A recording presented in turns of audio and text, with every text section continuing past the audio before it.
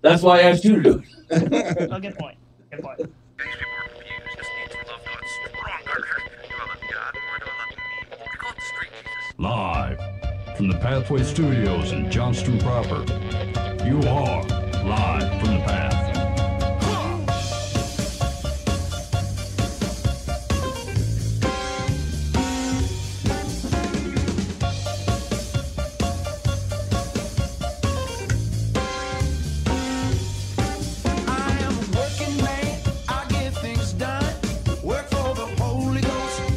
And you're listening to Live from the Path. We're coming to you from the Pathway Studios here in Johnston proper. Yeah. It is good to be finally back with you. I know it's been a sabbatical.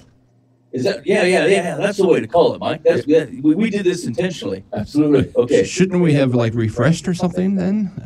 Done something to grow? That's why we have Egypt in here. Oh yeah. That's a good call. Okay, so here's what we got on the docket on the show tonight. So Egypt is she's not in studio, but we're going to talk to her. That's what we're going to do. Because we were supposed to talk to her. Well, you would know that because we didn't broadcast. Crap.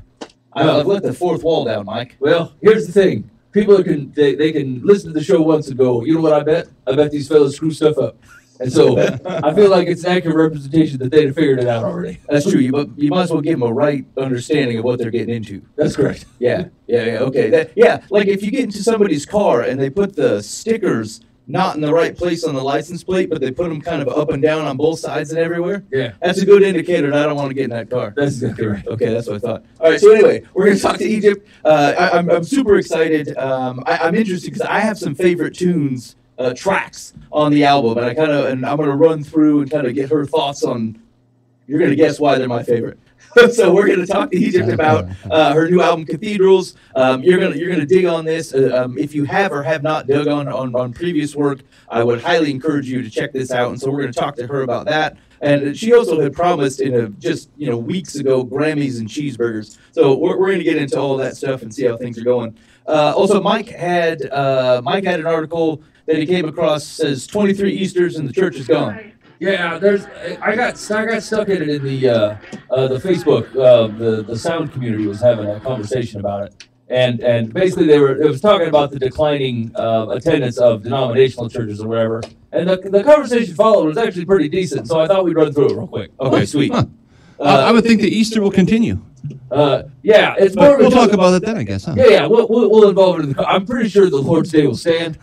Just maybe how it's attended within denominational churches is probably what's up for debate. There's a guy in. I didn't even bother where he's from. It was from a Kentucky newspaper, but anyway, he's got a license plate that says "I'm God" on it, and he's fighting to keep it. And apparently there's a roast. He's had it for a decade. So anyway, I thought that's kind of a fun story. So we're going to talk over that. Okay. That's what's on the docket. So no longer delay. Very, very big hi, how you doing to Egypt? Egypt, how's it going? Hey, good. How are you guys? Yeah, I know, right? And now here's the deal. Don't take this personally. I haven't been avoiding you. I feel like you have been avoiding me. Yeah. You know what? I mean, the last time I was there was a tornado, so that gives me really good reason to not want to repeat that trip. Yeah, shoot. I'm sorry about that. I talked to Mike beforehand. He was supposed to get that taken care of, and it didn't go as we expected. I thought she would like the tornado, and everyone's like, yes, Egypt will like the tornado. You should bring it. And I was like the fun guy at the party with that remote-controlled dolphin or whatever. And then all of a sudden I bring it, and everyone's like, boo, I hate the dolphin. Well, if I remember correctly, it also cracked Dominic's windshield. So I think he liked it less than I did, but it was still an adventure. Those dolphins are unpredictable. Right? I assume that's something personal in his life if he had it coming. All right, so you've been up to a lot since the last time we saw you, and this is my constant recommendation whenever your name comes up, is that they follow you on Facebook, because it feels random to me. Like your life maybe feels less random to you, but it looks super random to me. No, do you ever play like Skyrim or something like that? Skyrim or Fable? No, unfamiliar. Okay, well, Skyrim is like this giant open world computer game. It's really cool, but the side quests are really random. So I've always described my life like a Skyrim side quest adventure series, because that's what it feels like.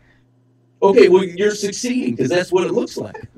Good job. Thank you. It's the one thing I can do. Like, and again, it's got to do at least somewhat with the randomness of which I things algorithm their way into my Facebook feed. But like, you seem like you're on 15 different tours or hanging out with 30 different bands. You're playing guitar one night or rap battling a youth group of some kind. It is crazy to follow. Yeah. About right. So I mean, what is the nature of all that? Like, do you Explain yourself. What do you do with yourself? how do you end up? How did you end up with such a random existence? I like to blame my mother. She, it's this issue of not like saying no to anything, and I'm always up to try something new. So like, you're right. One night I am like rap battling a youth group, and the next day like I'm rapping with the Newsboys, or like get to play guitar with Switchfoot. I'm thankful for it. But it is really random. Like, I'll have moments like tonight where like I'm like in bed in my little jammies with my lizard, and I realize that there's still stuff that I haven't done, like set up for this interview. Right. So I mean, it's a lot of fun. It keeps you busy, and mostly in trouble. But I stay in the good kind of trouble, if that makes sense. So what is your so given the randomness of it and the general embrace of said randomness, what does downtime look like for you? Like, what has to be going on or not going on for you to feel like, hey, I'm having some downtime? That's a thing? That's not a thing. I just said hypothetical Skyrim type of question. So hypothetically, downtime is I'm at home. Like, I swear my cat gets more use out of my bed than I do. Like, I come home and he's genuinely upset because he doesn't have the room to himself anymore. So downtime looks like playing video games. It looks like I have a baby bearded dragon. It's about this big. And making sure that he's all set and getting to just kind of hang at home while I'm prepping for the next random bout of craziness. So this year's been oddly enough, quiet. I started off with a month-and-a-half long tour that went from like January 1st to about April 15th, and then I was home for a week, and then I was back out again till the end of February, and now I'm getting ready to leave until the end of June. So it could be fun. Yeah, no doubt. Okay, well, I might as well embrace the random of it. And it sounds like downtime is only in preparation for more random. So, Yep, okay. that's it. All right, you politician me. You dodged my question and said something else. I see what you've done. Okay, so let's talk about the album. I'm excited about this. And so tell me a little bit about, like, walking into... First of all, the name of the album is Cathedrals. Why? Yeah, so I was really struggling with this release. Like, I normally put something out every year or so because it's not, like, I do spoken word, so it's not like music where I could, like, sit down and write a new chorus. I can't write a new riff, and it's not necessarily fun to sing over and over again. So I'll write all year, and then usually around March or April, I'll put something out. But Letters and Scars, which came out last year, did really well, and I was terrified because... I mean, I gained a lot of new, like, followers and people who liked listening to the poetry. And there's always the chance that, like, you're going to hit your sophomore slump where this is, like, the second thing that they've heard. And it's, like, either not as good or they don't like it or it's different. Yep. So January comes around. We're getting prepped for the Grammys and everything. And I'm realizing that in 2 months, like, I'm supposed to have another release. And I don't know what I'm doing. I'm scared to write. I'm scared to not write. Like, if I don't write, it's going to get worse. Right. So I took some poems that were already written. So everything on Cathedrals was done before the actual recording. Like, these were done before, like, Letters and Scars. They were done before Stories, and I wrote Stories when I was, like, 12. So it was a matter of taking those things and revamping them. But what kind of solidified the release for me was I was in Texas, right on the Mexican border, with a band called Desiring Dead Flesh. And as scary as that sounds, they are a Christian punk band, and I love them to death. Awesome. Right. So we're down on the border, and I saw this, like, giant church building right on the Rio Grande where, like, if we throw a stone or sneeze, we'll be standing in Mexico. Yep. And the cathedral was huge. Like, it was gorgeous. It was, like, ornately made, but it was also totally empty. Like, the doors were all locked, and then we were standing in an area of the community that was not only, like, you could tell it was hurting. There were a lot of homeless people on the streets. There was a lot of trash. There was also, like, bars in all of the windows so that you kind of knew that there was a lot of crime in the area. And I thought to myself, like, if this church were to disappear, like, if no one came and if the building was gone, would I notice that they were even here in the first place? And it was hard because now I have to go back and think about my church. Like, if my church were suddenly gone, would anyone notice that we were there? And if they did notice that we were gone, like, what were we doing as a church? Our function is to help the rest of the body. We are the ones that are there to feed the poor and the hungry. We're there for the widows. We're there for the orphans. Yep. And if we're not doing that, then what's the point of existing? Like, are we just a building with pews that are invitations and excuses for our inactivity? Or are we actually going out and being the hands and feet of Christ? So Cathedrals is an open letter to the church about some challenges that I've seen and faced, and also have had the chance to talk about with people, especially on that tour. With Desiring Dead Flesh, I was the only Christian artist, which isn't to be confused with the only Christian, but I was the only person that was like actively professing a faith in my lyrics. Yep. And I mean, with music, you can hide that. Like, you could play louder, or you could come up with a different riff, but you can't change the poetry. I can't change what I'm saying, otherwise it's not the same thing. Yeah. And we were playing in some places that really, like, they did not like Christians. Right. Like, we played at a bar where one of the guys came up to me after and wanted to know if I really believed in Jesus, and I said, yeah, of course. He says, well, I mean, it's really funny because you're nice. Like, I like you. You know what? That was not what I was expecting. Like, what? Why? He says, because every other Christian that I've met judges me because I'm in a bar, but you're here and you're not drinking, but you're not upset because I am. Like what's wrong with you? And it took me back to thinking about that building and thinking that if this person's only encounter with Christ was an ambassador that was judgmental before they were empathetic and loving, then that might be an issue. So I wanted Cathedrals to be that open letter, and not to necessarily, like, I wanted to spur change with it, but not start a conflict, more to draw attention to the issues and allow churches to kind of open that conversation. Yeah, because I think the core assumption, right, is like, I would want to know. I would want to know if I what I thought was a full building that was changing the world was an empty building, you know, that wasn't accomplishing anything I would want. I think at its core, people that love Jesus want to see the word of Jesus go out. They want to see good news change the world. Like, they want those things, and Right. I feel like as the church, we would want to know, and so we might as well know. Right.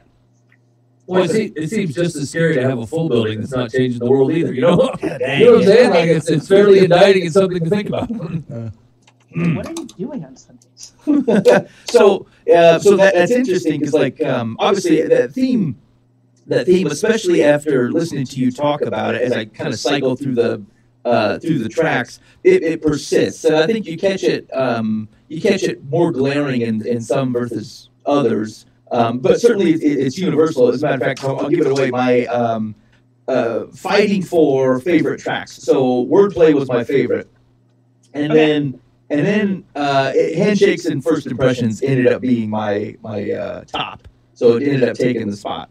And I think not only just because it's great to listen to, but even just there's a normalcy to it, of which I think you can continue to perpetuate an existence that feels like you're kind of doing what you should be doing, and then there's something kind of nags that this isn't actually everything of what I should be doing, and you kind of know that, but you don't necessarily know what to do about it, so you kind of get lost in the habit of it. And so anyway, I hope that was the intention, or at least it's a positive intention I took from that track. You know, the funny thing about Wordplay was I was sitting on the couch with my grandmother, and we were talking about, like, things that we were seeing on the news and something that was happening at her church in her community. She's like, I just wish we could say what we mean. Like, I feel like we're playing these games of, I'm trying to decipher what you mean through your sarcasm, and I know that sarcasm is really the only time when anyone's ever telling the truth. So it just feels as though there's this, like, church language, almost like legalese, that you have to sort through. And so I sat down and I actually went and Googled a whole bunch of, like, paradoxes or things that, like, can't coexist, and realized that in a lot of ways that's how sometimes, like, I would speak to somebody. Like if I'm at church and someone says, like, they're having a really bad day, or that they need to or want to get something accomplished or need to do something, like, I can say things like, yeah, you know, may the power of God compel you. And I don't really know what that means, but in the same way, like, I could offer help with something. Like, you're having a bad day, like, what's wrong? You have a headache? Like, I have some Tylenol. Like, here you go. And there are practical steps. Yes, prayer is great, but there are also practical steps that we can do to become more involved, not only in our community, but also in our own church body, that can help push that forward. And that's a lot of what wordplay is about. Like, we are playing so much with our language that we're not actually solving the problem. Like, the idea that there's a line there, I think, that says atheism is the only non-profit organization. Yeah. And it's this weird thing where, like, even like the guy at the bar, he didn't understand that there was a way I could love him without wanting something from him. Like, I care more about you past your communications card or past your Facebook like or past your like review on our church building. Like, I care about you. And if that's a weird space to be in for someone to not expect that from a Christian, then maybe there needs to be some reevaluation about what we're doing. Yeah, definitely. So tell me a little bit about As I Am. That was one of the, when we initially started talking, there was Orphan the Choir and As I Am, and I think even between those two, and again, those are hard. The whole album's just fantastic. But As I Am strikes a chord, man. So just tell me a little bit about that one. Yeah, so Queese is a rapper out of Grand Rapids, Michigan, and he became one of my best friends just throughout this last year. And As I Am, if you've not heard the track, it's a worship song. Like, it's something, it's got a little more melody, and that's another thing that's different about this record. But it's got more melody, and it's got really more of a point. And I remember sitting down to write it, and I'd written the lyrics, and I'd written it originally as kind of like a Chris Tomlin-esque kind of composition. And I realized that I was trying to hide, like, a lot of things from, like, myself and from God and from, like, the people that I was around. So I tell this story at shows about how, like, I'm a terrible cook and you probably shouldn't allow me around ovens or stoves. Right. I went to go make French fries, and in doing so, set my stove on fire. And in trying to put the stove out, put the carpet on fire, and ended up having to stifle it with my sister's blanket. Good. Right? And I still didn't get to eat. It was horrible. So I like dragged all of the carpets around. We've got a welcome mat that's outside of our door, and so I put that in the middle of the living room to try to, hide the hole in the carpet, because the living room's got to welcome you home too. I moved some of the paintings that are actually on this wall around so that you couldn't see the soot marks. And I went to sleep. I went to pretend that I was asleep. So when my mom came home, she would have to either wait till I woke up or leave me alone long enough to maybe forget about what was there. Right. But when I got up and when she came and she asked me about it, like, she told me, like, I own this house. Like, you live here, you grew up here. Like, I know you. I know when you're sleeping. I know when you're fake snoring, because you don't snore. But I also know when stuff is out of place and you're missing, like, a lot of things are missing. I know that there are holes in the carpet, and you're not in trouble because you set the house on fire. At that point, that was par for the course, because that was the 7th time that's happened. Right. You're in trouble because you felt like you had to hide it from me. Like, are there trust issues here? Like, are you afraid that I wouldn't let you cook again? And in a lot of ways, I found that that's what I and other people were doing with God. Like, we have so many holes in our hearts from what we're trying to hide that we are afraid to come as we are for who he is. And what he is the things that could fix those holes. He's the peace that we've been waiting for. He's the fire extinguisher when we grab our sister's polyester blanket to put out a fire.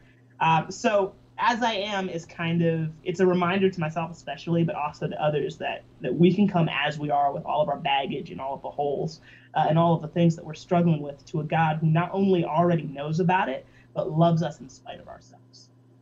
Right on. Right. So what's your favorite track off Cathedrals? It's like picking a favorite kid. Sorry, it's like picking a favorite guitar. I mean, I have a favorite kid. Here's the thing. Me too. I got 3, and one of them's pretty good. The other 2 are shifty. You want to admit that on, like, live internet, if that's a thing? Yeah, they don't use the internet. Well, I mean, my favorite can, because I like her. The other 2 are not on that. I don't know. Like, I'm tied. I love Wordplay, because I got to work with Toddy Funk. We Mac didn't do that, and was fangirling most of the time. I really like Orphan the Choir, and I really like Sometimes I Like the Silence. Mm-hmm. But it's not like they're, like, super far out. Process with the Danny Shipley School. I heard my pastor compared it to DC Talk, and as long as I have dibs on being Michael Tate, we're cool.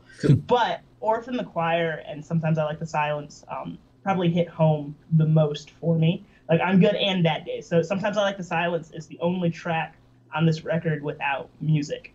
And I had to sit down and think about that today, about why that was. Like, I was going to crunch to finish the record, but I also enjoy writing music. So there was a reason that it was quiet. Like, I found out that when I'm going to sleep, like, it can't be silent. Like, I have to listen to a podcast. I have to have the window open. I have to move the lizard so that he does something. I have to listen to TV. And it was scary because I wasn't sure why that was. Like, there are nights, if I'm not careful, I won't sleep. And that's not normal. That's not something that was originally going on. And I thought at first it might have been a comfort thing. Like it might have been like, if you wake up, like you can see where you're going because my room is a minefield. But it became because I needed the distraction. And it gets hard, especially because my prayer life exists when I'm going to sleep, because that's the time, like that's that downtime that never happens. Yeah, That's, right. When I'm going to bed, I'm not under pressure to make sure my hair is good. Like I don't care about load-in. I don't care about where the next spot is. I care about sleeping and making sure that I'm ready for the next day. And part of that rhythm is talking to God. But I found I wasn't talking to God because I can't hear anything. Like I have to listen to the stuff. Yeah. And it stemmed a lot from all the ripping and running, where the only time I had was usually like if I'm asleep, like outside of a venue or waiting for something to happen. And so sometimes I liked the silence was kind of that calm where I realized what was happening. I was missing text messages from friends. Like I was missing checking up with my mentors and stuff like that to make sure that I was like spiritually good, physically good, emotionally good, like set to go. Yep. And it was taking a toll. Like, so I think sometimes I like the silence because of the honesty. The same reason for Orphan the Choir. That's my favorite poem to do live right now. And then the Gospel According to Nana has to be the third, because studio time is rough. When you add your 73-year-old grandmother, it just gets downright ridiculous. Yeah. I mean, that's a random. That's an enhancement of the random with a big hat and a beanie on. Right? Oh yeah. Hey, so if you have not done so, highly encourage you to go check it out. The album is Cathedrals. If you're looking on Spotify, you're going to look for Egypt Speaks. It is available wherever quality items are sold. So I highly encourage you to check that out. We can't leave though yet because there were things on the docket that we did not talk about yet. Tell me about the Grammys. How was that experience for you? That was crazy. That was really crazy. I feel so bad. Pastor Wayne Nail, he lives in Missouri, fell victim to my squealing at 6 a.m. We were aware that there was a possibility that I could go. Like, we knew that I could go to the Grammys that year because I'd been accepted as like a P&E at the Recording Academy. So that was a big deal to my family. Yeah. What we didn't think would happen was for anything like ballot-wise. Like, I write my music in my studio. This is my bedroom, and this particular album was written in my bathroom. So like, we were hopeful, but it wasn't something that we were banking on. But around June, I got some notification that it was up for consideration, and what that means is that someone has submitted it, and that it's under review by a board. But the board has to describe whether it is like ballot worthy, because there are some things that shouldn't be. Yeah, right. So I was half expecting to get denied after that, but in like October, November, I was in Missouri playing a show, and I got an email. It's like, hey, like you should really look at your the nomination ballots for the first round. And I got on and started freaking out because I'm going through the spoken word category, and there's like Neil deGrasse Tyson, like the physicist. There's Bernie Sanders, Princess Leia, and like Egypt Speaks. And oh, by the way, like Egypt Speaks is you. And so I called my mom and I had to take a screenshot of it and show her. And there's another round that happens to get to the nominations, which we didn't get through. But the idea that it was there was kind of freaky. Yeah, no doubt. Right, so we got an invitation in December or so, and we had to put in like our ticket orders and how many people were coming in like early January. So we got everything in, and then I immediately left and went back on tour. So I was home for 2 days. Between that, I had time to frame the invitation, take pictures and whatever, and then leave again. Went on that tour with DDF and had 24 hours to turn around once I got home.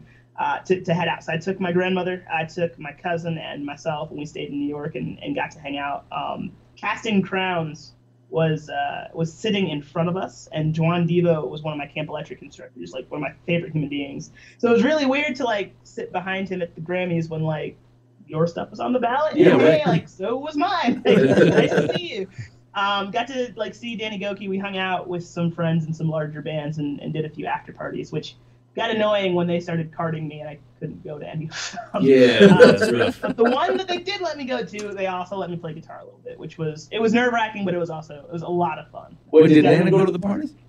Huh? Did Nana and the cousin go to the parties? My grandmother could, you know what, that's what kind of makes me angry. My grandmother could have, and she like turns up to the bright old hour at 8:30. But like my cousin wanted to leave because we were invited to one with like all of the main bands, like Bruno Mars and whatnot. But They were nice. Like they went in for 5 minutes and came back out because I can't go anywhere. But that was cool. It was a lot of fun. Well, that's a crazy experience. Like, what's anything I don't know quirky about going to Grammys that people watching on TV wouldn't have considered? Yeah, so I thought that like during the big televised like escapades that there was stuff happening during the commercial breaks. Like literally the director will come on and say like, hey, we're gonna be on in 10 seconds, and everybody scrambles and sits down. They pose, like the people down in the bowl, like all the artists will like pose how they want to be seen when it comes on. And then the moment it cuts off, everyone stands up and runs around again, and the director is literally pulling his hair out trying to get everyone to sit back down. Oh, yeah. And in a lot of cases, I went back and I watched the DVR, and in a lot of cases like you couldn't see everyone there, and that was because like everyone was still standing up and talking. Oh, right. So the whole room is mic'd, but they will turn off mics in certain places if someone's being chatty. Well, that's gonna be a rough gig to be the sound. Because after a couple hours, like he has 5 seconds to figure it out, and then that's it. It's got to be so hard to get all those people to sit down. You know, like I mean, especially after a couple hours, these artists making millions of dollars. They're like, sit down, Bruno Mars. He's like, who are you? No. You know, I'm gonna go where I want. Well, yeah, that's a tough gig. Yeah. All right. Well, I mean, congratulations on that. That's super exciting. Hey. So now I should have started with cheeseburgers, or maybe not. Maybe the cheeseburgers are good. So I mean, you're out and about. Top cheeseburger. What city? City to get a top cheeseburger. Oh, you're gonna go down to city. Okay. You can go to a specific place and roll up if you have to.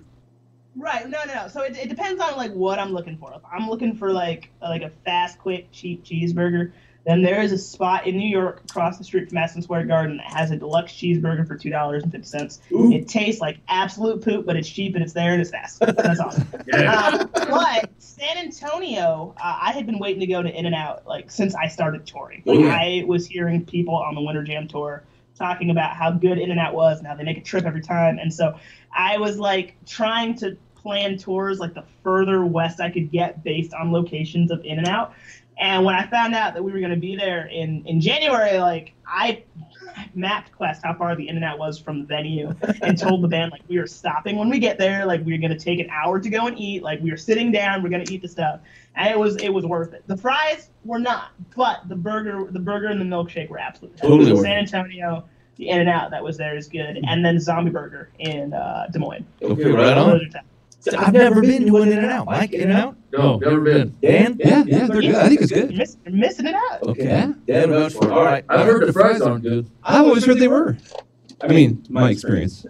It's been a while, though. Do you know that was the big deal? That they used to cook fries fantastically, and then someone got all up in arms about the stuff they cooked them in because they used to use beef tallow or something. Yeah, so it's like up until like 1985 or something, they used beef tallow. And then they thought it was a heart problem, and then they switched over to like this death oil that starts the uniforms on fire, and it's been a real disaster ever since. Conspiracy theory with Pepsi, right? What? No, go. What is it? What happened? Okay, so there's a conspiracy theory with Pepsi that, or is it Coke? It's one of the two. Oh, no, hold on, this is going to be important, isn't it? Oh yeah, it's going to be really important. So there's like this conspiracy theory with the drink where they had to switch out like a preservative and a sugar because it supposedly like caused like all types of issues. And so they took the thing out for a while and people hated it. It tasted terrible. The stocks dropped. And then when they came back, they put that different additive back in it. And it tasted better, but not quite as bad. And the theory is that they still ended up changing the sugar, but not the preservative. But there were plans to change the sugar at that date anyway. So they're talking about they made the product worse. That way, when they made it better, it wouldn't have quite the impact because it still tasted better than the first prototype. Oh, shifty. Wait, that's not that new Coke business, right? Like when they switched. I think it might be. I think it's Coke. Old Coke to new Coke, and then back to the Cocoa Classic. Right. Oh. It's like when they tried to put that real sugar in the Mountain Dew. That's no good. That Mountain Dew with real sugar tastes like feet. I don't know what feet taste like. So it tastes like that Mountain Dew with real sugar.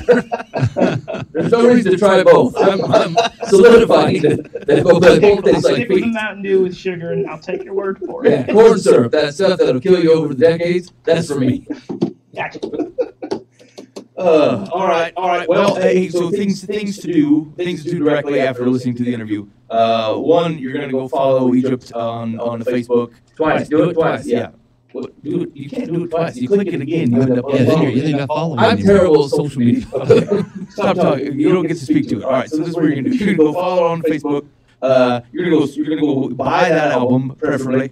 You're gonna find where she's going, and you're gonna hang out and be part of the audience and take it in, because I tell you, there's something about taking that in live. Yeah. And I'm gonna double down on that when it comes to poetry. It's the recorded word is awesome. Taking it in live. There's just something about how it fills the air that is just different. All right, so if you can take it in that way, take it in that way. And then, like I said, you already bought it, but then by the time you buy it, then you go stream it on Spotify if you want to. You know, let that thing run. I don't care. But you're gonna dig all those things in. The album is called Cathedrals. We've been hanging out with Egypt. Egypt, thank you so much for joining us. I know we interrupted your harassing the cat and the dragon time, and I appreciate you joining us this evening to talk about your album. Thank you. Well, I mean, the dragon thanks you because now he's asleep. Oh, man. Shoot, I told you the show was boring, Mike. Yeah, sorry, Ben. The dragon couldn't even stay up for it. All right, well, we'll let you go. Thanks for hanging out, and we'll run into you soon. Sure, thanks, guys. See you later. Bye. Yeah.